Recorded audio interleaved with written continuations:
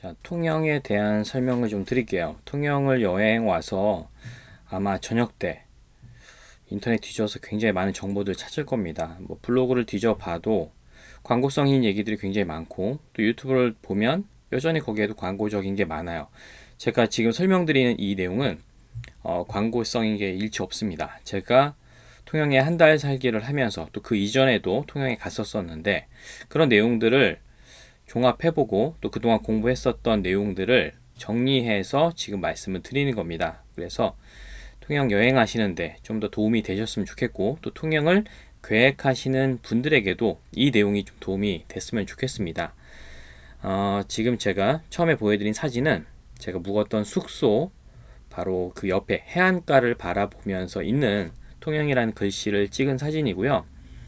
여기가 이제 그 한산도로 이어집니다. 한산도 하면 또 이순신 장군 아니겠습니까? 그런데 통영을 여행하고 와서 이순신 장군에 대한 이야기를 제대로 알거나 그 위치를 또 제대로 파악하시는 분이 별로 없다라는 거예요. 그래서 저는 사실 통영에 있으면서 그냥 뭐 바다만 본다든가 뭐 멋진 카페만 간다든가 이런 여행을 별로 하지 않습니다. 그거는 사실 어느 도시에서나 할 수 있어요. 굳이 거기에만 특별한 카페가 있고, 요즘에 그런 것들이 많이 좀 무너진 것 같습니다. 그래서 그 현지에서만 있을 수 있는 내용들을 좀 설명을 드리도록 할게요. 제가 봤을 때 통영을 제대로 이해를 하려면 이 지도에 대한 부분을 알아야 돼요. 위치가 어떻게 되고, 또 통영시에는 많은 섬들이 있는데 그 부분이 어떻게 되는지 정확히 알아야 되겠죠. 지금 화면에 보이는 지도에서 보면, 자, 통영이 어디에 있어요? 거제도 옆에 있어요. 이제 문제는 거제도가 또 어디인지 모른다라는 거예요. 그래서 부산에서부터 따지시면 좋을 것 같습니다. 뭐 이 남쪽에 사시는 분들은 여기 어딘지 자세히 알겠지만, 저 뭐 충청권 위부터는 아마 잘 몰라요. 이쪽으로 여행을 오는 게 그렇게 쉽지는 않습니다. 그래서 부산에서 좀 동쪽 밑에 바다로, 그러니까 남해의 한 중간쯤에 되는 거죠. 부산과 여수 사이라고 보시면 돼요. 거기에 끝에 있는 남쪽 끝에 있는 도시가 통영이고, 바로 옆에는 거제도가 있다, 거제시가 있다, 이렇게 보시면 되고요. 이 지도를 약간 확대를 해보도록 하겠습니다. 자, 확대를 해보니까 통영 밑에 이렇게 초록색으로 연두색으로 되어 있는 섬들이 있어요. 그러니까 섬 부분을 저 연두색으로 표시를 했고, 뭐 섬이라고 해서 다 연두색은 아닙니다. 아이보리색 섬들도 있습니다. 자, 통영은 옆에 오른쪽에 있는 더 큰 섬, 거제시를 빼고, 거제도를 빼고, 오른쪽에 통영, 육지에서 연결되는 현재 지도에 통영시라고 쓰여 있는 부분과 그 밑에 있는 섬, 미륵도, 통영에서 가장 큰 섬입니다. 미륵도. 그 다음에 바로 오른쪽에 있는 한산도, 그리고 그 외에는 나머지 작은 섬들, 이렇게 구성되어 있는 곳이 통영입니다. 자, 통영에 섬이 굉장히 많죠. 우리나라에 통영은 두 번째로 섬이 많은 도시입니다. 그럼 첫 번째로 섬이 많은 곳은 전남 신안군이에요. 그 광주 서쪽으로 가면 신안군이라고 있습니다. 신안군에는 섬이 1004개가 있고요. 통영에는 한 절반 정도, 한 500개 정도가 됩니다. 그래서 두 번째로 섬이 많은 도시예요. 저는 첫 번째와 두 번째 섬이 많은 도시를 다 갔다 왔는데, 그 섬의 느낌도 굉장히 많이 다릅니다. 자, 통영에 대해서 좀 더 지도를 더 확대해 볼게요. 자, 제가 그 통영시라고 쓰여 있는 그 육지에 연결된 부분과 밑에 미륵도가 연결되어 있는 것처럼 보이잖아요. 연결이 되어 있긴 합니다. 다리로 연결이 되어 있어요. 또한 해저 터널로도 연결이 되어 있습니다. 우리나라에 해저 터널이 있어요. 미륵도는 섬입니다. 섬인데 육지와 섬의 그 간격이 큰 차이가 없어요. 뭐 배를 타고 가야 된다거나 이 정도로 될 거리가 아니다 보니까, 미륵도는 마치 다리만 연결하더라도, 그렇게 긴 다리도 아닌데 연결하더라도 충분히 갈 수 있는 곳이기 때문에 미륵도까지 육지처럼 느껴집니다. 사실 근데 섬이라는 거 보시면 되고, 오른쪽에 한산도는 이건 배 타고 가야 됩니다. 배 타고 한 20분 정도 이렇게 가야 돼요. 자, 좀 전에 말씀드린 그 해저 터널, 또 다리가 있는 부분, 자, 위에 육지와 밑에 섬 사이 보세요. 굉장히 좁죠? 지금 지도로 봤는데도 틈이 그렇게 넓지 않다라는 걸 알 수가 있습니다. 자, 제가 묵었던 숙소는 지금 미륵도 오른쪽 윗부분에 금호 통영, 마리나 리조트. 전 여기서 묵었거든요. 리조트가 보통 바다를 바라보고 있기 때문에 경치가 굉장히 좋습니다. 자, 여기서 머물면서 요 미륵도를 다 돌아다녀 보고 또 저 다리를 건너서 통영 육지 쪽으로 뭐 시내 쪽이라고 해야 되나요? 그쪽으로 가서 이제 관광도 하고 뭐 음식도 사러 갔다 오고 이런 것들을 이제 진행을 했었던 겁니다. 그래서 아마 통영 여행을 가신다면 현재 지도상에서 위쪽 있죠. 미륵도 말고 통영시에 해당하는 위에 육지 부분 이 지역을 아마 거의 대부분 가게 됩니다. 뭐 소개하는 인터넷에서 소개하거나 책에서 소개하는 부분들도 저기에 대한 부분이 굉장히 많습니다. 관광객들도 당연히 저기에 많이 모이게 되는 거죠. 위에 육지에 있는 부분을 좀 더 확대해서 본 거예요. 지금 이렇게 바닷물이 들어가서 뭐라고 해야 되죠? 여기가 바닷물이 들어가서 있는 마치 뭐 만처럼 보이잖아요. 이 곳의 주변에 뭐 횟집도 많고 뭐 꿀빵을 하는 곳들도 많고 식당들도 많습니다. 그래서 아마 저기에 굉장히 많은 사람들이 가게 되고요. 저쪽에 또 전통 시장이 있습니다.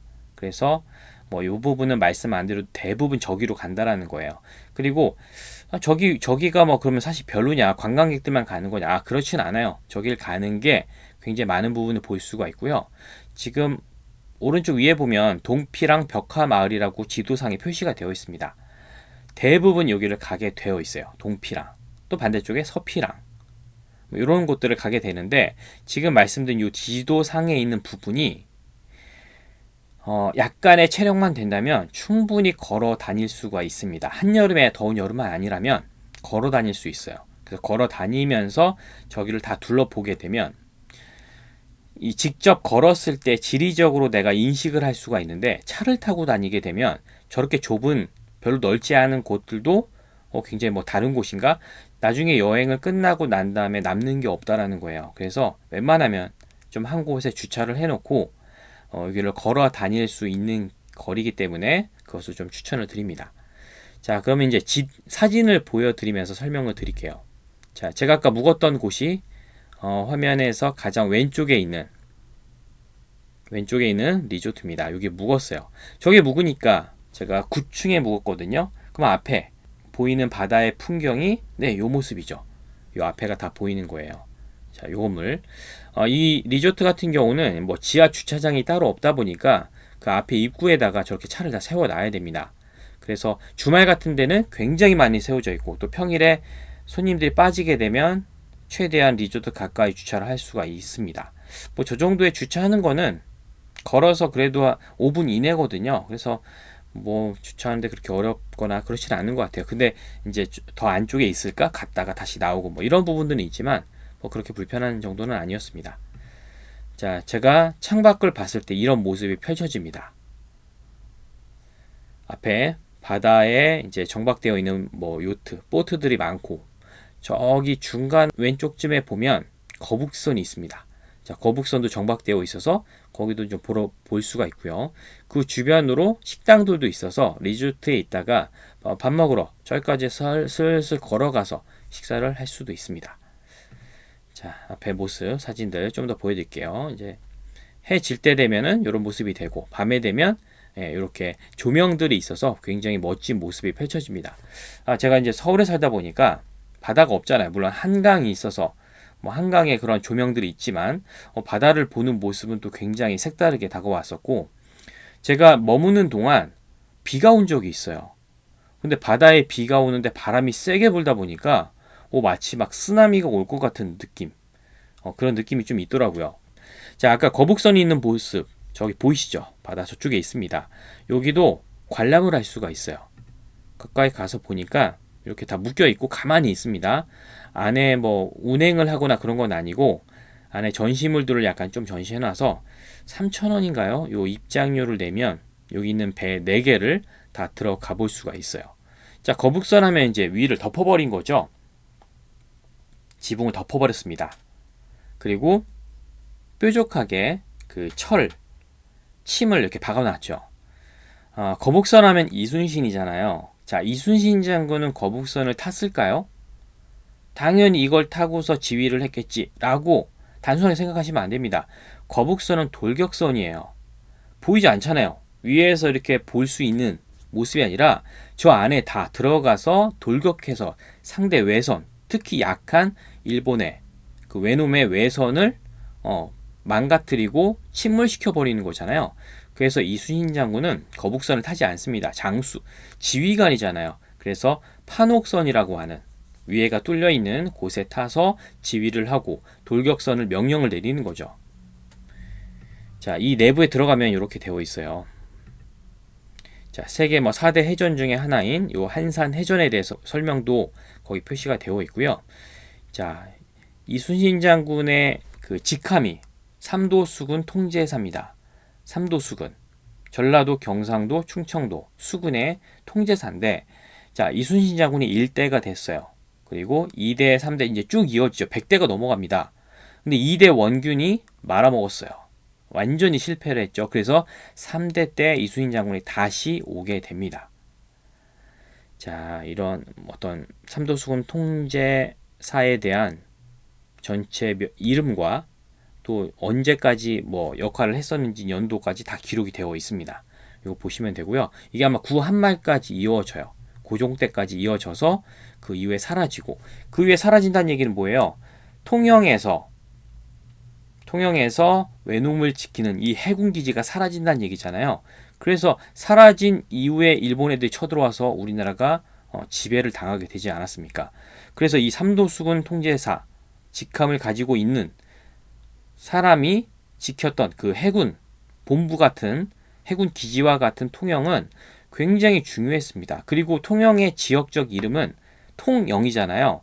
통영이란 이름이 먼저 생긴 게 아니라 삼도수군 통제영이 있던 곳이기 때문에 이곳의 이름이 통영이라고 지어진 거예요. 그래서 왜 이름이 그렇게 지어졌는지도 역사적으로 정확히 알 수 있는 도시입니다.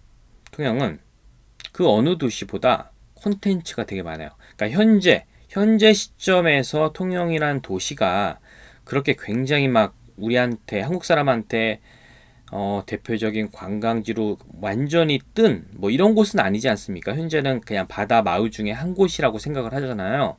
근데 과거에서부터 있었던 역사들을 보면 이 정도의 도시가 있을까라는 생각이 들어요. 그래서 여기서 크게 몇 가지만 생각을 하시면 되냐. 조선시대 이순신이 임진왜란 때 전쟁을 했었던 그 역사가 통영에 많이 있고요. 그 다음에 이제 조선시대가 아니라 이제 대한민국으로 돼서 해방이 돼서 우리나라의 많은 문학가, 작가, 화가, 음악가 이런 사람들이 또 굉장히 많이 배출이 됐습니다. 그래서 학창시절 문학 시간에 배웠던 작가들도 상당히 여기 있어요. 그런 부분들도 통영에 많이 있고요. 그 다음에 이제 당연히 바닷가니까 해산물은 많죠. 그건 어느 바다나 마찬가지고. 그리고 가면 꿀빵이라는 게 있어요. 꿀빵. 꿀빵은 굉장히 역사적으로 중요한 빵은 아닙니다. 그냥 하나의 먹거리인데 그거를 잘 브랜딩을 한 것 같아요. 다른 데 가도 꿀빵을 파는 곳은 있지만 꿀빵의 가장 대표적인 도시가 이 통영이라고 보시면 돼요. 자, 그 중에서 먼저 동피랑에 대한 마을을 소개를 해드리도록 하겠습니다. 자, 통영에 가면 동피랑이 있고요, 서피랑이 있어요. 이 피랑이라는 건 벼랑의 사투리입니다. 그러니까 동쪽 벼랑, 서쪽 벼랑. 또 벼랑이라는 게 뭔지 아시죠? 이렇게 언덕인데 이렇게 높게 되어 있는 걸 벼랑이라고 하잖아요. 예전에는 그런 말들 썼었는데 요즘엔 벼랑이라는 거를 별로 이렇게 언급할 일이 없는 것 같습니다. 그래서 동피랑 서피랑이 있는데, 자, 동피랑의 끝에 가면 누각이 있어요. 서피랑의 끝에 가도 누각이 있어요. 동서죠. 그럼 뭐도 있냐면 북도 있어요. 북. 근데 북에는 북포루라고 되어 있고 거기는 관광객들이 가진 않습니다. 그러면 동서 북이 이렇게 삼각형 형태로 있고 남은 없어요. 남쪽은. 왜냐면 남쪽은 바다거든요. 그 대신 이 삼각형 트라이앵글 사이에 세병관이라고 하는 굉장히 큰 목조 건축물이 있습니다. 그래서 이 누각이 있다라는 거는 저 바다에서 외놈들이 쳐들어오는 걸 어떻게 보면 관찰하기 위한 그 높은 곳에서 봐야 되잖아요. 그런 거였고, 가운데 세병관은 이따가 이제 그 부분도 설명드릴 건데 굉장히 중요한 중간에 있는 위치잖아요. 자, 이곳에서 어떤 일이 벌어졌고 이곳은 얼마나 중요한 곳인지를 설명을 좀 드리도록 하겠습니다. 제가 설명드리는 게 저도 이제 공부를 하고 또 들었고 배웠던 내용들을 설명하기 때문에 약간의 잘못 전달하는 게 있을 수도 있습니다. 여러분이 만약에 그게 있다면 나중에 좀 뭐 댓글이나 이런 걸로 좀 알려주셨으면 좋겠습니다. 자, 먼저 동피랑. 동피랑 마을은 벽화 마을로 굉장히 유명합니다. 자, 여기 한번 가보도록 할게요. 자, 이렇게 올라가는 골목길이 굉장히 좁아요. 그 얘기는 새롭게 만들어진 곳이 아니라 과거에 있었던 그 마을을 그대로 유지하고 있고 벽화만 굉장히 많이 이제 그려서 그대로 유지하고 있는 마을입니다. 그러니까 관광객들이 봤을 때는 괜찮은 모습들이 보여지죠. 옛날 마을이기도 하면서 그림도 괜찮고 여기는 또 이제 오리들이 뭐 이렇게 그려져 있고요. 근데 이 동피랑을 한 바퀴 다 도는데 그렇게 오래 걸리지 않습니다. 한 관광객들이 가서 한 2시간이면 뭐 아이스크림도 먹고 커피 한잔 하면서 한 바퀴 쭉 도는데 충분하지 않을까 생각이 들어요. 자, 끝에 올라가면 이런 게 나온다고 했죠. 옛날식 건물이에요. 진짜 옛날 거죠. 누각이고 아마 많이 복원을 했을 겁니다. 일본 애들이 이 외놈들이 쳐들어와서 얼마나 많은 것들을 다 파괴를 해버렸겠습니까? 가뜩이나 또 이순신 장군 때문에 많이 전쟁에 졌잖아요. 그러니까 아마 더 흔적을 없애버리고 싶었겠죠. 그러니까 통영시에서는 이것을 복원하기 위해서 굉장히 많은 노력을 했고 그런 흔적들을 우리가 이제 이렇게 볼 수가 있는 거죠. 자, 이렇게 뭐 정자와 같은 공간만 있어요. 저렇게 벽이 있고 뭐 그 외에 다른 것들은 있지 않습니다. 그래서 관광객들이 저기 올라가서 다 이제 신발 벗고 발 벗고 쉬고 있는 모습이 보여져요. 자, 높은 곳에 올라갔으니까 저 먼 곳에 통영의 어떤 거주자들의 살고 있는 마을들이 보이겠죠. 자, 바다 쪽을 보면 또 이런 모습이 보이고요. 생각보다 통영은 높게 올라가서 볼 수 있는 공간들이 되게 많아요. 지금 동피랑 서피랑도 그렇죠. 또 세변관에 올라가도 바다 쪽이 낮은 쪽이거든요. 거기도 보이고요. 또 이따가 뭐 다른 공원도 보여드릴 거예요. 디피랑이라고 하는 곳이 있어요. 거기서도 보면 그런 것들이 보입니다. 자, 동피랑을 쭉 올라갔다가 내려오면 자, 지금 화면에 왼쪽에 이렇게 데크로 된 다리 보이시죠? 여기로 내려오게 되어 있어요. 그래서 요 축대로 쌓아진 요 벽에 이제 저기 돌이 올라가 있잖아요. 여기에서 대부분 사진을 많이 찍죠. 와, 저렇게 다 색칠을 하고 그린 것도 대단한 것 같고요. 제가 뭐 벽화마을 몇 군데 가봤거든요. 인천도 가보고 뭐 서울에 있는 것도 가봤는데 동피랑의 벽화마을 규모는 작지만 괜찮은 것 같아요. 이렇게 허접한 느낌이 들거나 그러진 않습니다. 다만 관광객들 때문에 여기 살고 있는 분들이 많이 힘들어하지 않을까 그런 생각이 좀 들었어요. 자, 그리고 이제 이렇게 올라갔다가 다시 내려왔잖아요. 그리고 이렇게 테두리를 돌 수 있게 되어 있어요. 거기를 돌게 되면 벽화도 쭉 그려져 있지만 이제 뭐 아이스크림 파는 가게나 커피를 파는 가게들이 쭉 보입니다. 자, 그리고 바다를 봤을 때 모습이 이렇게 되어 있는데 자, 저기 그 중간에 이렇게 숲이 있고요. 숲 중간에 뭔가 건물이 있죠. 저희가 이제 시민회관입니다. 근데 저 시민회관이 굉장히 중요한 곳이에요. 시민회관, 저 공간이 있지만 그 옆에 저 산을 통해서 디피랑이라고 하는 데가 있어요. 자, 동피랑, 서피랑이 있고 디피랑이라고 있잖아요. 이건 뭐지? D는 동서남북에 해당되지 않는 글씨잖아요. 디지털입니다. 그래서 저기에서는 조명쇼가 벌어지는데 저는 통영에 갔을 때 가장 추천한 게 이거예요. 요거 이따 사진 보여드릴게요. 자, 이쪽으로 가면 남망산 공원이라고 되어 있어요. 자, 지금 동피랑에서 좀 전에 보여드렸던 저기 디피랑 쪽, 시민회관 쪽으로 이제 가는 겁니다. 근데 그 산이 남망산이고 거기가 이제 공원으로 되어 있어요. 그 남망산 공원이에요. 월요일 날은 아마 휴일이라 하지 않아요. 그냥 둘러볼 수만 있어요. 제가 그걸 모르고 월요일 날 갔던 거죠. 자, 이렇게 공원에 코스가 나와 있고요. 뭐 다 도는데 그렇게 오래 걸리지 않아요. 자, 입구에 이렇게 디피랑이 써 있죠. 디피랑. 디피랑이 뭐지? 저도 이렇게 해서 이제 들어갔어요. 낮에 가보면 약간 수목원 정도의 뭐 그런 거는 그런 나무가 다양한 게 있는 건 아니지만 그럼 둘러볼 수 있는 좋은 공원이었습니다. 자, 이렇게 저 장승 같은 게 또 보이죠. 자, 저거는 만들어 놓은 거예요. 저건 실제로 그 세병관 앞에 가보면 그 옛날 저 석상이 있습니다. 그걸 그대로 이제 복원을 한 거죠. 여기에. 자, 여기를 쭉 들어가고, 여기에 이제 발 같은 게 있어요. 저게 뭐지? 한번 생각하면서 갔는데, 밤에 쇼가 이루어지는 걸 보면 저게 다 뭔지를 알 수가 있습니다. 자, 여기를 쭉 올라가면, 여기에도 이제 이순신 장군의 동상이 있고, 지금 머리에 까마귀가 올라가 있는 모습이에요. 자, 동상이 있고요. 자, 돌아서 이제 내려오면, 자, 이렇게 이순신 장군 동상과 또 그 장군님께서 쓴 글에 대한 석상이 있습니다. 자, 이렇게 또 지나가는데 옆에 뭔가 레이저쇼, 빛을 쏘는 장비들이 들어가 있죠. 너무 궁금한 거예요. 밤에 도대체 어떻게 하는지.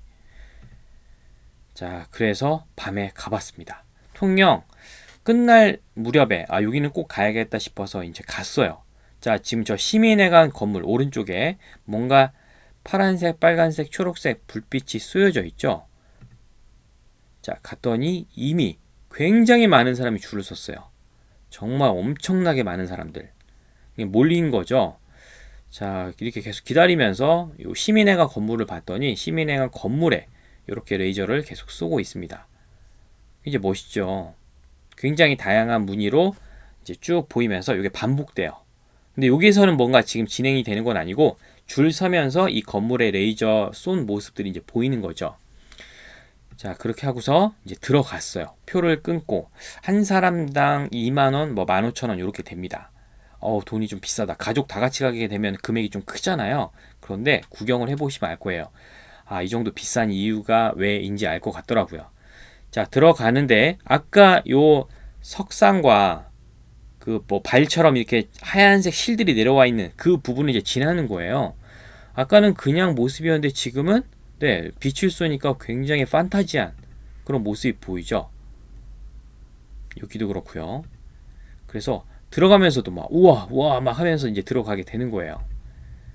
그리고 옆에 그 산에 뭐 이렇게 절벽이나 나무가 있는 곳에도 레이저를 쏴서 나무가 보이지 않고 저 빛이 보이는 거죠. 그리고 레이저 쇼로 이렇게 중간에 저런 캐릭터가 보이는 거죠. 아까 DP랑 입구에 저 캐릭터 그림이 있었잖아요. 자, 이런 모습이 쭉 이어지고요. 쭉 가다가 어느 공간에 이제 들어가게 되어 있어요. 문을 열고서 들어갔더니 우와, 이런 곳이 있습니다. 그러니까 위에 하늘 쪽만 빼놓고 사방 바닥까지가 다 레이저로 쏘게 되어 있는데요. 굉장히 멋진 무늬로 계속 변경이 됩니다. 정말 이건 너무 환상적이었어요. 이 장소가 저는 가장 인상 깊었고, 와, 여기서 너무 멋져서 반드시 여기 가셔서 사진을 찍으셔야 돼요. 내 사진을 찍을 게 아니라 여기 장소의 모습의 사진을 찍는 거를 더 추천을 드려요. 사람은 어둡게 나오잖아요. 그래서 어차피 얼굴이 잘 나올 수는 없습니다. 그냥 모습을 찍는 게 오히려 나을 수 있어요. 자, 이렇게 계속 보이죠. 자, 그리고 자, 이렇게 해서 DP랑을 꼭 관광을 하시고 오시는 거를 요건 추천드려요. 월요일만 뺀 나머지 밤에 가시면 돼요. 한 7시, 8시 아마 이쯤 될 겁니다. 갔더니 그 자판기에 음료수가 안 나오고요. 그래서 약간 먹을 것 좀 챙겨 가시는 게 좋을 수 있어요. 허기진다면 좀 챙겨 가서 먹으면서 구경을 해야지 충분히 저를 다 관람하고 낸 돈을 다 뽕을 뽑을 수가 있는데, 가다 보면 이제 특히 아이들이 힘들어할 수 있어요. 뭐 졸려요, 뭐 배고파서 빨리 가고 싶어. 이러면 이제 금방 대충 보고 나와야 되니까 돈이 너무 아깝잖아요. 아이를 데려가시는 분들은 먹을 거 꼭 챙겨 가시기를 추천을 드립니다. 자, 이렇게 하고 바다잖아요. 자, 바다는 수상 택시, 뭐 수상 보트 이런 것들을 타보는 것도 또한 색다른 재미가 될 수가 있어요. 달보들의 쉼터라고 하는 곳에 가실 수가 있습니다. 요거는 검색하시면 뭐 네이버에서 거기서 직접 결제할 수가 있어요. 결제하고 그날 가면 돼요. 요 장소로. 앞에 뭐 주차장 굉장히 넓기 때문에 가서 그냥 주차하시고 밤에 타시면 돼요. 7시 반, 8시 반 이렇게 있는 것 같아요. 두 타임으로. 자, 이렇게 선착장이 있죠. 이 시간에 가면 사람들이 한 10대명이 있습니다. 그거를 같이 타고서 이제 이동하는 건데요. 자, 제가 배를 타고서 이동을 하는데 저 혼자 탔습니다. 혼자 갔으니까. 근데 다른 사람들은 이렇게 뭐 연인이 온다거나 지금 코로나 때문에 신혼여행을 또 여기로 이렇게 오신 분들도 있더라고요. 자, 다 둘씩 일행이 있는데 저만 이제 혼자 탔잖아요. 그래서 나중에 이거 타고 가다가 어느 공간에서 멈춰서 뒤에 멋진 배경으로 사진을 찍는데 연인들은 나와서 찍지만 저는 찍지 않았습니다. 혼자라 좀 그렇잖아요. 자, 쭉 타고 가다가 저번에 봤었던 저 시민행하의 레이저 쏜 모습도 보이고요. 자, 다시 육지 쪽의 모습이 보이죠. 그러니까 미륵도와 한산도 사이에 그쯤에서 출발해서 미륵도에 출발하는 거지만 출발해서 미륵도와 육지를 연결하는 그 다리까지 가는 거예요. 이렇게 갔다가 다시 돌아오는 거죠. 그래서 육지 쪽의 모습이 보이는 거예요. 점점 가까이 다가가니까. 자, 저렇게 뭐 옛날 모습, 옛날 건축물도 보이지만 저기는 절이에요. 절의 모습인데 큰 절이 하나 있는데 거기가 마치 저렇게 보이고, 자, 다리로 가게 되면 다리가 두 개가 있습니다. 지금 화면에 보이는 저 다리와 저 뒤에도 또 조명이 쏘여 있는 다리가 있어요. 이 두 다리가 있는데 저 뒤에 거가 훨씬 크고 앞에 게 좀 작습니다. 미륵도와 한산도를 연결하는 다리는 주로 아마 이 다리를 이용하게 될 거고요. 이 다리에서 다리에 그 기둥이 있죠. 기둥 보시면 왼쪽 거 보세요. 그림이 그려져 있습니다. 이게 이제 전형립 화백이 그린 그림을 저기다가 동일한 모습으로 이렇게 그려놓은 건데, 이따가 이 화백의 그 미술관도 설명을 드릴 겁니다. 그래서 통영을 대표하는 화가, 그리고 그 화가의 그림이 이렇게 다리 또 곳곳에 이렇게 볼 수 있습니다. 그래서 아마 이 미술적으로도 통영이 조금 인정을 받을 수 있지 않나라는 생각이 들어요. 자, 요 다리를 지나서 이제 저 뒤에 다리까지 갑니다. 저 뒤에 다리는 훨씬 이제 이후에 지은 다리다 보니까 조명을 쐈을 때 훨씬 멋있는 모습이 될 수 있는 그런 구조물이죠. 제가 운전하면서 요 다리는 갈 일은 없었어요. 그냥 야경으로만 볼 수 있는 거죠. 여기 밑에서 이제 사진을 찍는 거죠. 그 수상 택시 앞에 자리에다가 카펫을 살짝 깔고, 자, 여러분 나오세요 해서 거기서 이제 사진을 찍는 모습이죠. 자, 연인들 뭐 서로 어떻게 포즈 취하세요, 뭐 뒤돌아서 찍을게요, 이런 것들을 그 택시 안에서 마치 이벤트처럼 해줍니다. 혼자 가면 앞으로 나가서 찍기 좀 그래요. 자, 그래서 밤에 수상 택시 신청하는 것도 꼭 한번 해보세요. 낸 돈만큼 충분히 밤에 그런 어떤 모습들을 즐기고 올 수가 있습니다. 자, 다음으로 이제 한산도를 가는 거를 말씀드릴게요. 한산도 가는 거는 무조건 추천합니다. 한산도가 뭐 멋있거나 이런 게 아니라, 자, 이순신 장군의 흔적을 느끼려면 한산도입니다. 통영 나머지 뭐 이순신 공원 아니에요. 한산도예요. 역사적으로 한산도는 이순신 장군의 직접 거주했었고 거기에서 연습하고 작전을 하고 지휘했었던 그 정확한 그 곳이 한산도입니다. 가끔 그 아까 얘기했던 제가 세병관이라고 하는 곳이 있잖아요. 큰 목조 건물이 있거든요. 야, 이순신 장군이 여기에서 지휘를 했고 여기서 뭔가 모든 업무들을 다 했구나. 아닙니다. 이순신 장군은 거기 있지 않았어요. 이순신 장군 때 1대와 3대 수군 통제사였을 때는 거기가 없었습니다. 그래서 이순신 장군은 한산도로 가야 돼요. 한산도로 가려면 배를 타야 되죠. 자, 배를 타러 배가 출발하는 곳으로 가면 돼요. 찾기 어렵지 않아요. 딱 정해져 있습니다. 거기 가서 지금 여러 가지 방면이 있죠. 한산도 재승당 방면 2번 있잖아요. 2번. 5번에도 있네요. 한산도 재승당. 여기에서 가장 적합한 걸 끊으시면 돼요. 그러니까 이제 이건 왜 이렇게 다양하게 있냐면 섬이 많다고 했잖아요. 만약에 욕지도를 갈 거예요. 욕지도는 좀 멉니다. 그 쯔양이 욕지도 가서 뭔가 이렇게 해산물 먹는 걸로 한번 소개가 됐던 그 섬인데, 욕지도 멀다 보니까 어때요? 버스처럼 중간중간에 이렇게 거쳤다가 가는 거예요. 그래서 이렇게 다양한 것이 있어서 혹시 멀리 가신다면 가장 빨리 갈 수 있는 게 어떤 배인가를 또 선택을 잘 하셔야 돼요. 자, 지금은 한산도로 가도록 하겠습니다. 자, 이렇게 배를 타죠. 차가 있는 분들은 여기 차를 싣고서도 갈 수가 있어요. 자, 저기서 지금 출발해서 가는 장면이죠. 제가 배를 타고 뒷모습에서 찍은 겁니다. 육지에서 점점 벗어나 중간중간에 이런 섬들도 보입니다. 사람이 살지 않는 섬들이 많이 보여요. 그리고 자, 등대처럼 보이는데 밑에 모습 보세요. 이것도 약간 거북선 모양으로 만들었죠. 왜 저렇게 저렇게 만들었어? 라고 할 수 없어요. 왜냐면 통영은 네, 이순신 장군의 흔적이 가장 많은 도시이기 때문에 충분히 저렇게 하는 것도 오버하는 게 절대 아니죠. 자, 지금 저 등대 위에 약간 그 섬인데 조금 작은 낮은 산처럼 보이잖아요. 그 위에 탑이 하나 있습니다. 저게 한산도 대첩을 기념하는 탑이에요.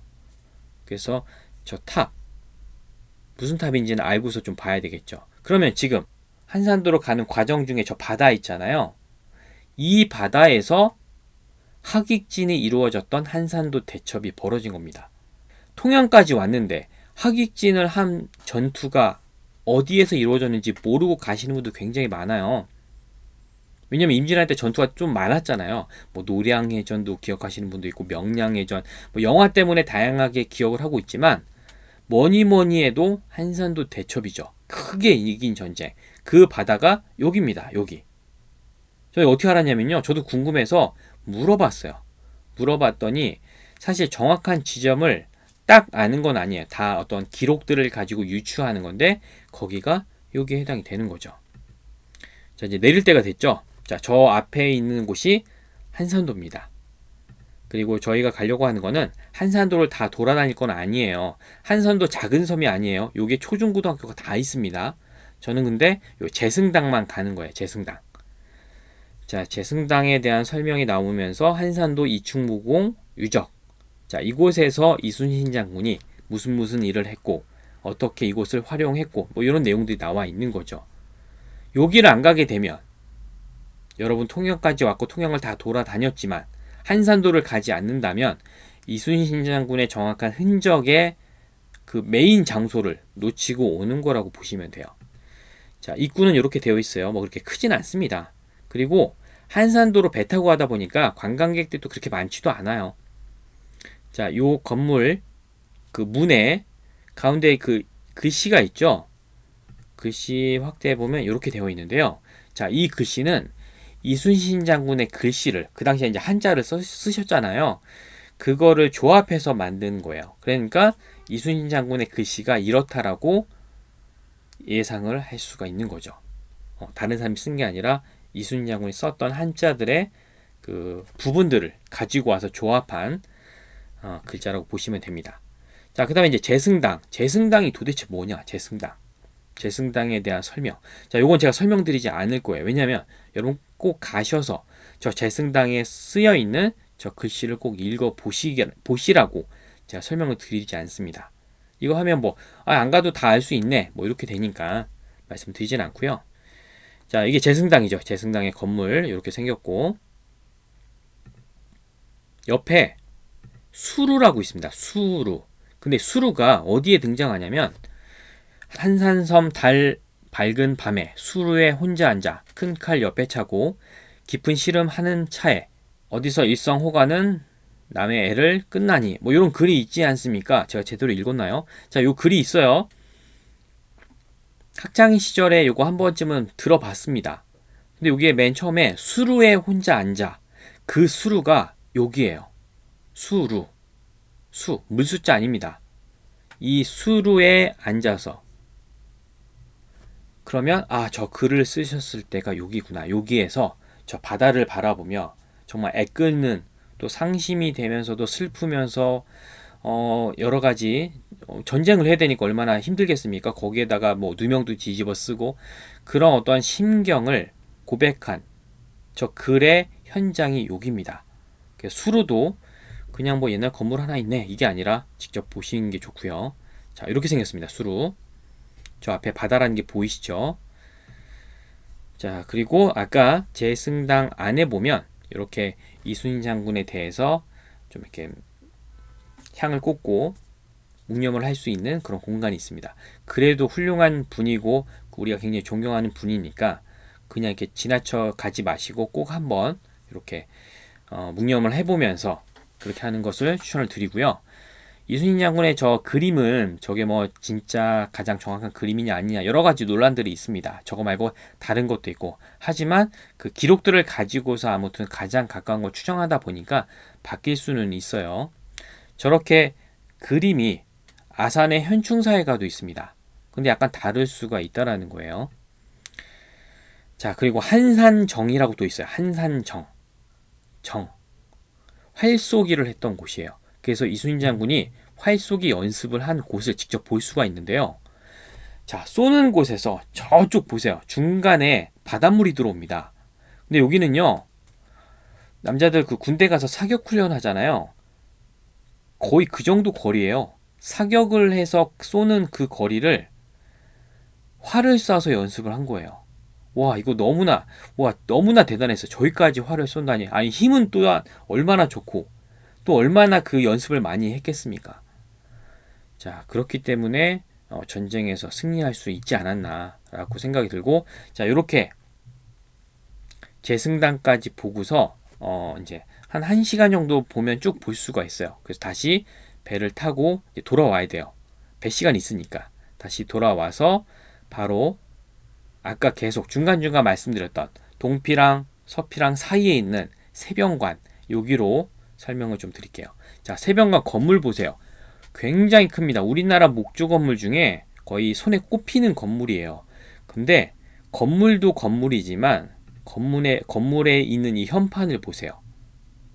제가 지금 확대한 모습을 보여드린 이유가 글씨가요, 쓴 게 아니라, 페인트 칠한 게 아니라, 이거 뭐라고 하죠? 이렇게 글씨만 남겨놓고 밑에 나머지 부분을 파낸 거예요.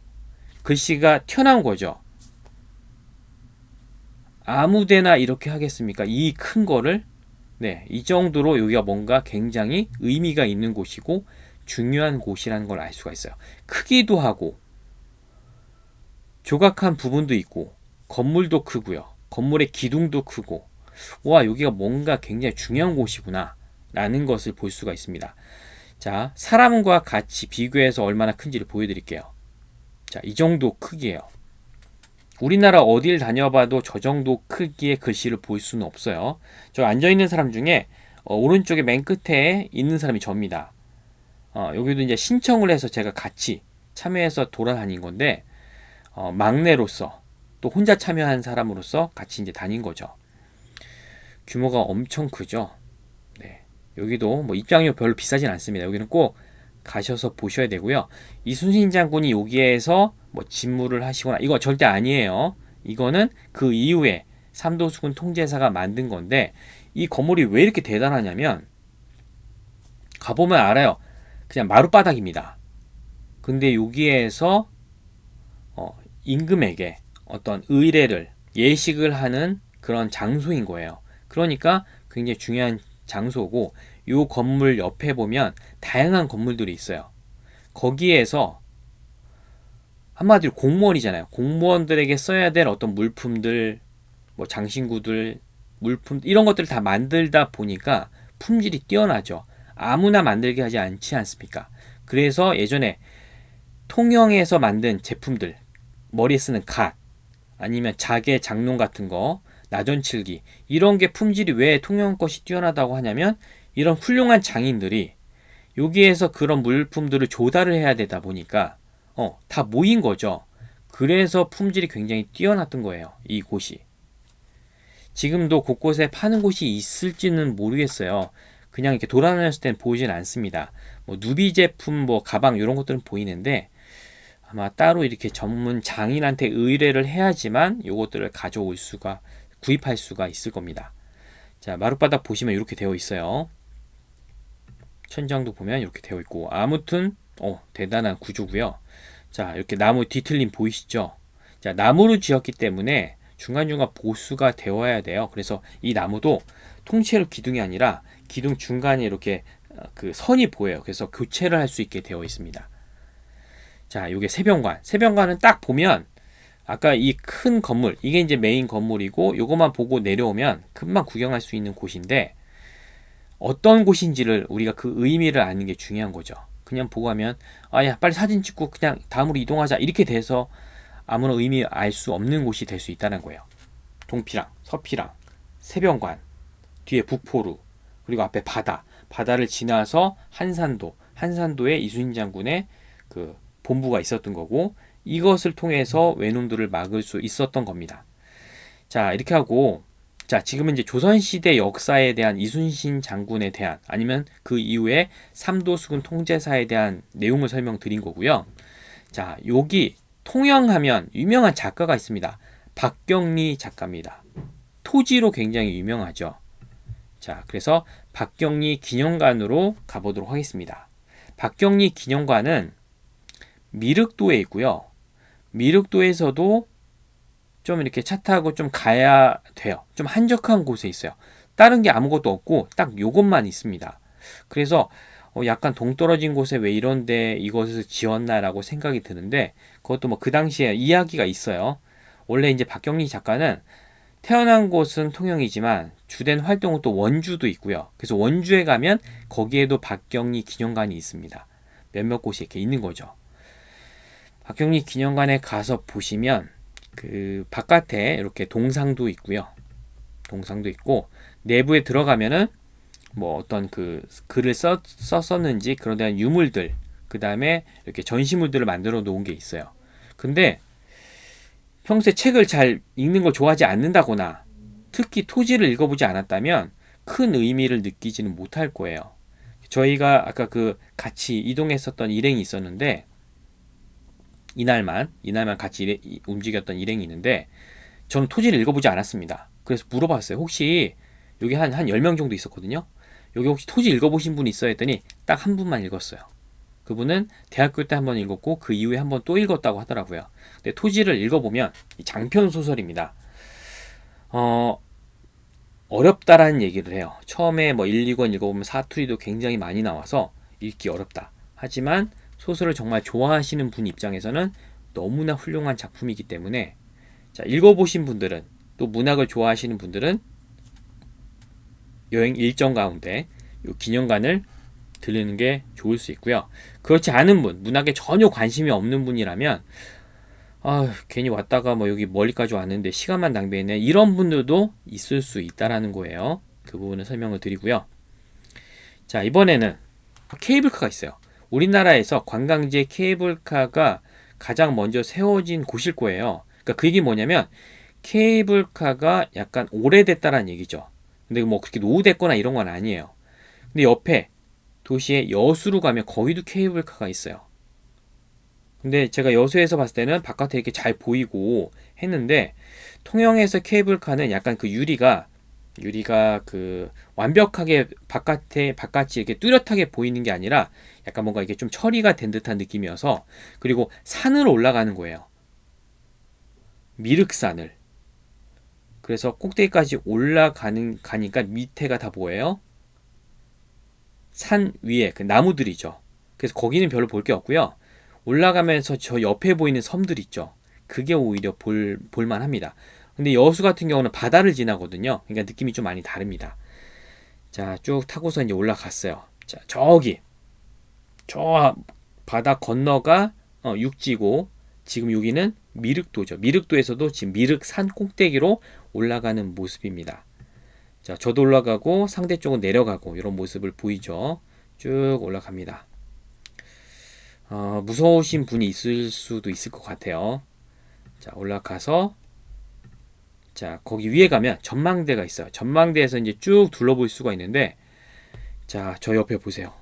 섬도 굉장히 많죠. 이날 날씨도 맑아서 하늘에 구름도 가까이 있는 것처럼 보이고, 자, 여기는 반드시 이 경관을 즐겨주셔야 됩니다. 그러니까 케이블카 타는 거에서는 저는 별로 감동을 받지 못했는데, 저 모습들을 보면서 우와, 저 섬이 가득 차 있는 모습들, 이런 모습이 너무나 흔히 볼 수 없는 모습이었습니다. 그래서 케이블카는 요건데, 요거 보는 거 외에는 뭐 별다른 거 없어요. 그래서 다시 타고 내려와서 이제 가는 거죠. 그래서 케이블카 한 번쯤은 타볼 만한 정도라고 생각이 들고요. 2번? 그건 아닌 것 같습니다. 자, 그러면서 제가 이제 저기로 갈 거예요. 육지와 미륵도를 연결하는 곳에 다리가 있었다고 했죠. 바다가 좁지만 다리가 있어서 그 다리에 그 전형립 화백의 그림이 있다고 말씀드렸잖아요. 자, 거기로 가볼게요. 거기로 가면서 해저터널까지 가보도록 하겠습니다. 자, 쭉 걸어서 갔어요. 이건 이제 사진 찍으려면 걸어가야 돼요. 자, 반대쪽에 그림이 보이죠? 이쪽에도 그림이 있어요. 양쪽에서 그림을 다 확인할 수가 있습니다. 그래서 전형립 화백의 그림이 요런 스타일이구나. 이 화가는 뭘로 유명하냐면 한국의 피카소입니다. 그래서 약간 그런 느낌이 들어요. 그런 피카소가 그린 그림 같은 느낌이 드는 거죠. 자, 이 다리의 이름은 운하교예요. 아까 제가 설명드릴 때 뭐라고 했어요? 작은 다리, 큰 다리. 우리가 보통 자세히 글을 보지 않다 보니까 이렇게 기억을 하거든요. 걸어서 그곳에 가서 글씨를 읽어야지만 정확하게 알 수가 있습니다. 운하교입니다. 운하교. 그러니까 여기가 운하예요. 우리나라에 운하가 있습니다. 그게 여기입니다. 수에즈 운하, 파나마 운하. 사회시간 이거 배웠잖아요. 우리나라에도 운하가 있어요. 배가 지나가기 쉬워야 되는데 원래는 더 좁았어요. 그래서 일본 애들이 우리나라를 점령을 했을 때 이놈들이 여기를 더 파게 만든 거죠. 더 넓힌 거예요. 배가 다닐 수 있게. 더 넓히니까 예전에는 물이 빠지거나 들어오면 건널 수도 있고 못 건너기도 하고 이런 정도의 거리였는데 더 팠기 때문에, 넓혀버렸기 때문에 걸어갈 수 있지 않은 거죠. 지금이야 저렇게 다리가 있지만. 그래서 예전에는 여기는 이제 운하로 만들고 밑에 해저 터널을 만든 거예요. 일본 애들이. 고마워해야 될 일이 아닌 거죠. 지네들이 편하게 하기 위해서 우리나라 사람들 동원해서 분명히 이 일들을 시킨 거죠. 그래서 일본 애들이 이 당시에 해저 터널을 처음으로 만들게 됩니다. 그리고요, 시모노세키로 여행 가보신 분들은 알 거예요. 일본에 가시면 거기에도 해저 터널이 있어요. 그거 언제 만든 거냐면 통영에 이거 만든 이후에 그 다음에 걔네들이 만든 거예요. 그래서 우리나라에서 먼저 만들어서 어떤 시도를 해보고 테스트를 해본 거죠. 그 기술을 가지고서 시모노세키에 가서도 거기서도 해저 터널을 만든 겁니다. 물론 통영의 해저 터널이나 시모노세키 해저 터널이나 둘 다 바다가 보이는 건 아니에요. 수족관처럼 바다가 보여서 통과하는 그런 건 아닙니다. 하나도 보이지는 않아요. 그냥 통과하는 거죠. 수족관처럼 그렇게 할 수가 없죠. 비용도 많이 들고 기술도 쉽지 않잖아요. 자, 그래서 요 운하교 옆에로 가시면 해저 터널 이렇게 입구가 나옵니다. 보이시죠? 그냥 그 거주지 있는 곳에 저렇게 해저 터널 입구가 있어요. 여기는 관광지라기보다는요, 시민들도 실제로 여기로 걸어서 왔다 갔다 하고 있는 거예요. 통행을 하는 거죠. 제가 다 갔을 때는 학생들이 학교로 여기로 왔다가 다시 귀가하고 이런 모습들이 있었습니다. 자, 지도를 보면 여기죠. 현재 위치, 해저 터널. 보이시죠? 자, 운하교 밑으로 해저 터널이 있는 거예요. 해저 터널 가보시면 입구로 한번 들어가 보도록 하겠습니다. 자, 지금 보이시죠? 안에는 어두우니까 조명이 이렇게 켜져 있어요. 안으로 쭉 들어가면 이제 콘크리트로 되어 있는 해저 터널이죠. 저 앞에 학생들 지금 귀가하고 있는 모습입니다. 그리고 이제 반대쪽으로 나오면 네, 이런 모습이 보이죠. 입구 쪽이 있고 나오는 쪽. 그래서 어느 쪽으로 하나 들어갈 수 있어요. 이쪽으로 갈 수 있고 저쪽으로 들어갈 수 있고. 저는 미륵도 쪽에서 지금 들어가서 통영 육지 쪽으로 지금 나온 거고요. 육지 쪽으로 이렇게 나오자마자 이렇게 왼쪽으로 해서 언덕이 있거든요. 그쪽으로 이제 주거지 언덕 쪽으로 올라가게 되면 착량묘라고 하는 데가 있어요. 착량묘. 여기는 이순신 장군의 사당입니다. 근데 이 사당은요, 이거는 그 당시 과거에 수군들과 이곳의 주민들이 만들어 준 거예요. 그러니까 그 옛날 건물인 거죠. 착량묘. 그러니까 옛날에 만들었으니까 오래되기도 했지만 규모는 작습니다. 그럼 이순신 장군의 사당으로 지금 착량묘도 있잖아요. 통영에 가면 착량묘 말고도 더 있어요. 다른 이순신 장군의 흔적이 있는 곳에는 사당이 있겠죠. 대표적인 곳이 아산의 현충사입니다. 근데 아산의 현충사는 굉장히 커요. 규모가 엄청납니다. 여기는 작고 거기는 커요. 차이점은 사당은 동일한데 아산이라는 지역은 이순신 장군의 고향이에요. 집안 전체가 거기에 있는 거죠. 그래서 거기는 집안 전체 사당, 여기는 이순신 장군의 사당이라고 보시면 됩니다. 제가 이제 여기로 올라갔어요. 올라가니까 이렇게 조촐한 사당의 모습이 있고요. 여기를 관리하시는 분이 있어요. 그래서 그날 비가 왔는데 닫아놨더라고요. 비가 오면 약간 좀 나무 건물이다 보니까. 그래서 여기 뭐 이렇게 좀 문을 열어드릴까요? 얘기하시더라고요. 그래서 열어달라고 요청을 드렸고 이제 묵념을 하고 왔죠. 자, 착량묘 한번 이렇게 걸어서 해저 터널과 착량묘까지 한번 보는 게 좀 괜찮을 것 같아요. 보고 그 위에 운하교에서 바다를 또 바라보는 모습도 굉장히 멋있습니다. 자, 여기까지 했고요. 자, 통영을 계속 돌아다니다 보면 이 꿀빵을 먹을 일이 되게 많아요. 꿀빵 이렇게 생겼어요. 처음에는 전혀 사 먹을 생각이 없었습니다. 왜냐면 제가 어딘가에서 이 꿀빵을 먹어본 적이 있는데 굉장히 뻑뻑했거든요. 그래서 안 사 먹었는데 한 달 동안 지내다 보니까 당도 딸리고 뭔가 먹고 싶잖아요. 그래서 매장에 들어가서 사 먹었는데 당일 만든 거 먹잖아요. 굉장히 맛있어요. 정말 너무 맛있어서 저 한 상자를 산 다음에 하나당 아마 1,000원꼴 정도 돼요. 저거를 하나씩 까먹는 그 기쁨. 너무 맛있었습니다. 그 중에서 그 관광지에 있는 굉장히 많은 꿀빵집이 있고 제가 샀던 데는 오미사 꿀빵이라고 하는 다른 또 그 많은 꿀빵집 중에 하나인데 저는 이 오미사 꿀빵이 되게 괜찮았어요. 어떤 점이 괜찮아요? 당일에 먹는 거는 어느 곳을 가나 다 괜찮은데 이 오미사 꿀빵은 다음 날이 돼도 저 겉에 있는 그 달달한 마치 조청인가요? 그 느낌이 사라지지 않아요. 근데 다른 꿀빵집에서 산 하루만 지나도 겉에 그 설탕 시럽 같은 게 묻어 있는데 그게 빵으로 다 흡수가 돼서 뻑뻑해지기 시작을 합니다. 그래서 여러분 구입을 했다면 현장에서 당일날 다 먹어야 되고 이걸 내가 선물을 하거나 좀 보관해서 먹을 거면은 오미사 꿀빵을 추천드립니다. 절대 광고 아니에요. 오미사 꿀빵. 제가 한 달 머물면서 제가 먹는 거 선물하는 거에서 여기서 한 몇십만 원 썼습니다. 한 상자당 거의 10,000원 하니까. 자, 꿀빵 이렇게 드시면 되고 꿀빵 그냥 간식이죠, 간식. 자, 그 다음에 제가 아까 계속 전형님 화백을 말씀드렸잖아요. 이분의 미술관이 여기 있습니다. 자, 미륵도에 있고요. 미륵도에 가시면 전형님 미술관.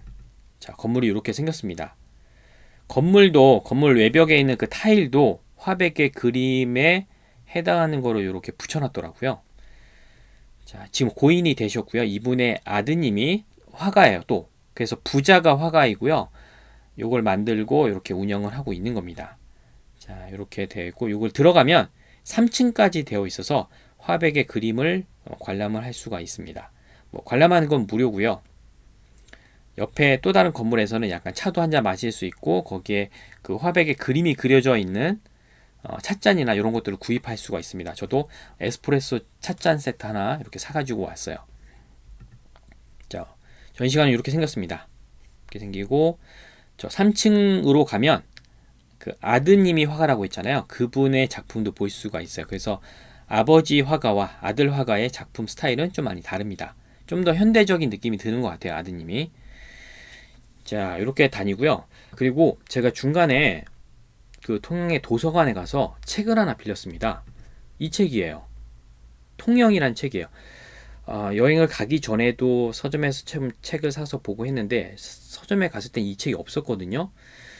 그런데 제가 읽은 건 약간 에세이 같은 거여서 통영을 배우는데 전혀 도움이 되지 않았습니다.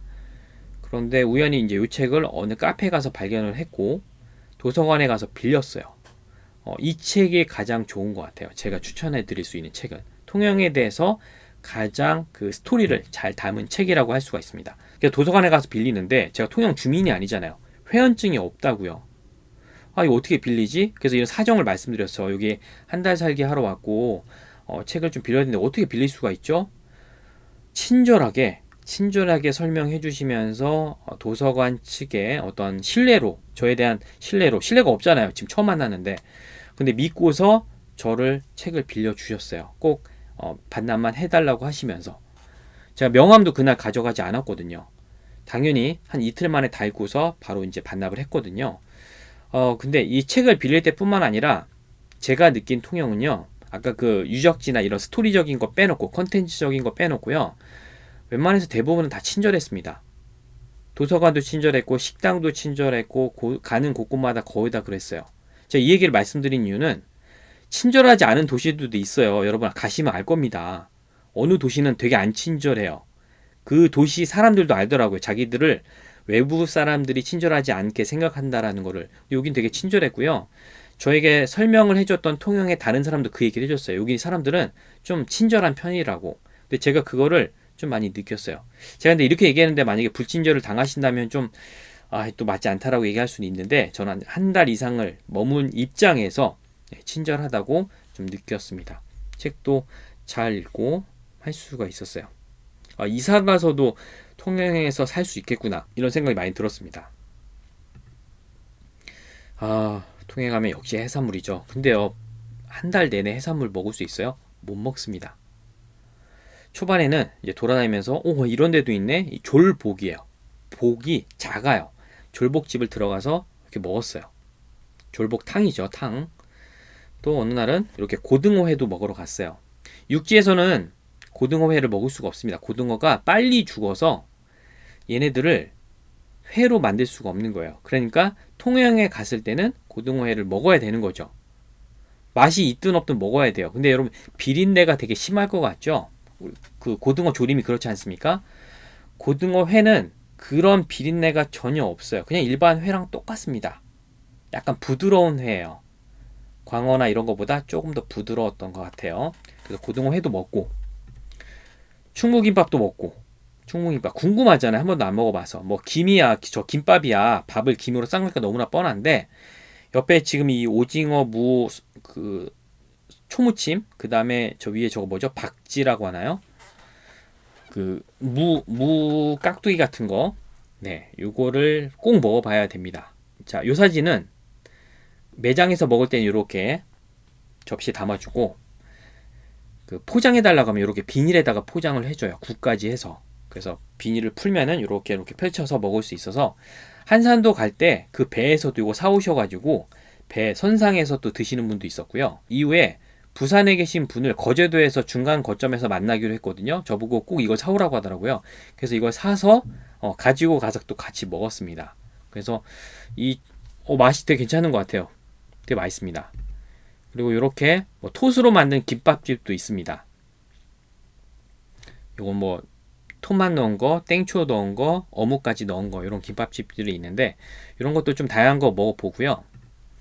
자, 제가 갔었던 식당 중에 이런 식당이 있었어요. 여기도 당연히 해산물 뭐 이런 거 많은데 너무 이제 해산물만 먹다 보니까 고기가 너무 먹고 싶은 거예요. 그래서 제육도 시켜서 했는데요. 식당 가실 때는 너무나 현대식으로 되어 있는 그런 식당이 있거든요. 여긴 좀 비추해요. 왜냐면 제가 여기 서울에서 먹는 거랑 똑같아요. 그 지역의 특색이 전혀 느껴지지 않아서 이거 괜히 왔다라는 생각이 드는 식당들이 좀 있습니다. 깔끔은 한데 이게 지역의 그런 어떤 맛을 느낄 수가 전혀 없었어요. 저만 느낀 게 아니라 같이 먹은 사람들도 그랬었고, 좀 현지에 해당하는 그런 음식점들은 약간 허름하고, 허름하다는 얘기가 뭐 위생이 문제가 아니라 인테리어잖아요. 그런 곳에 가셔서 먹는 게 훨씬 나은 것 같습니다. 자, 그리고 유일하게 제가 이제 가보지 못한 곳이 통영국제음악당 요게요. 아까 제 숙소가 요 옆인데 여기는 그 음악회를 할 때만 여는 거잖아요. 우리나라에서 국제음악당은 아마 제가 알기로 통영에 있어요. 그래서 전 세계 사람들이 모이는 곳이고, 요 국제음악당 양쪽에 리조트가 있고요. 제가 한쪽에 묵은 거고, 그 리조트 앞에는 또 수상 스포츠가 일어나는 곳인데 지금 코로나 때문에 조용하게 있는 거죠. 그래서 거기에서 스포츠가 일어나진 않고 아까 보여드렸던 수상 택시만 있는 겁니다. 그래서 이렇게, 자, 그래서 통영 정리를 해볼게요. 통영은 지리적으로 육지에 해당하는 부분, 밑에 미륵도, 그 옆에 한산도, 그 외 나머지 많은 섬들이 있습니다.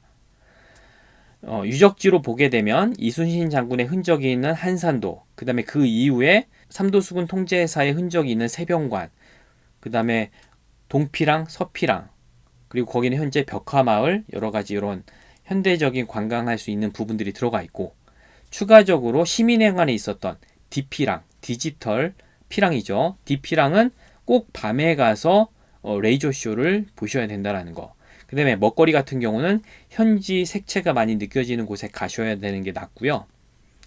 그리고 충무김밥, 고등어회, 또 뭐가 있었나요? 그거 외에는 많은 횟집들이 좀 있습니다. 거의 다 횟집이에요. 너무 고기가 먹고 싶어서 한 번은 고깃집을 막 찾으러 다녔는데 못 찾았어요. 편의점 도시락을 먹었다니까요. 편의점 도시락에 고기 조금 나오잖아요. 근데 그게 너무 맛있었습니다. 그래서 그거 외에 편의점 간 거 외에는, 이제 해산물 먹으러 간 식당 외에는 리조트에 혼자 묵었기 때문에 마트에 가서 식재료를 사와서 거의 해 먹었어요. 식재료 사와서 해 먹었는데 좀 맛있는 걸 잘 사는 것도 좀 중요합니다. 리조트에는 그 밥통, 싱크대 다 있거든요. 그래서 거기서 이렇게 해 먹을 수 있는데 현지의 맛집을 찾아다니는 게 여러분 검색해서 갔다가 낭패 당하는 경우도 사실 굉장히 많습니다. 뭐 바가지 씌워서 낭패가 아니라 내가 원하는 그 입맛을 찾는 게 쉽지 않다라는 거고, 그 온라인상의 마케팅을 열심히 해놓은 데가 꼭 맛집 이런 건 아닌 것 같아요. 제가 돌아다녀 보니까 검색도 해보니까 굉장히 마케팅을 잘하는 업체도 있고 하지 않지만 굉장히 잘 되어 있는 맛있는 식당들도 있습니다. 자, 이렇게 해서 통영에 대한 설명을 좀 마쳐보도록 할게요. 여행을 갔을 때 이런 부분 좀 알고 간다면 통영에 대한 기억도 더 많이 남을 수가 있고 더 좋은 도시, 더 좋은 관광이 될 수 있을 거라고 생각이 됩니다. 자, 통영에 대한 설명은 여기서 마치도록 하겠습니다.